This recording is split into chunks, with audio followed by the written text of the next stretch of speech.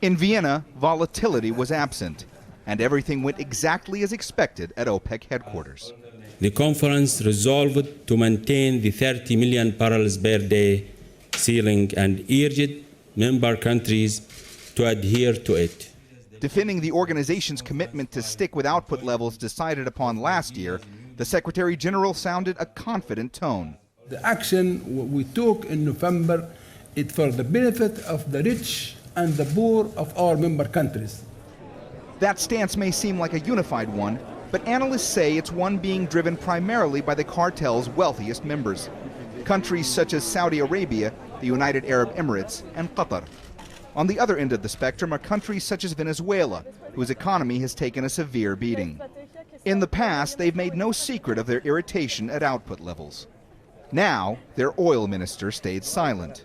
I don't think OPEC is really interested at this time in accommodating from what we are seeing for some of the poor members. They just want to hold on to their market share, which is more important to them when prices are low. The price of crude is at $62 to $63. Countries like Angola, Ecuador, and Nigeria would like to see a price of at least $75. Then there's the question of Iran. Its economy is crippled by sanctions. Iran's oil minister insists they'll most definitely get their oil back onto the market when and if sanctions are lifted. We know this market, we have been in this market more than 100 years, and we know this market, and we will return to the market and sell our crude oil. But other members of the cartel would rather wait and see what happens with the nuclear negotiations. Iran has been already steadily raising its production. Exports have been up at close to 1.3 million in April.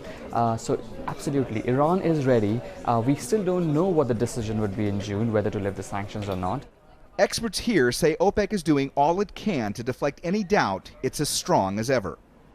As for U.S. shale oil, an interesting turn of events. What OPEC once tried to drown out of the market, it is now welcoming. One analyst suggested it was a cynical and realistic calculation, describing it to me this way. Members realize it isn't going away, that fracking is a new reality they'll have to live with. Mohammed, Jamjoom, Al Jazeera, Vienna.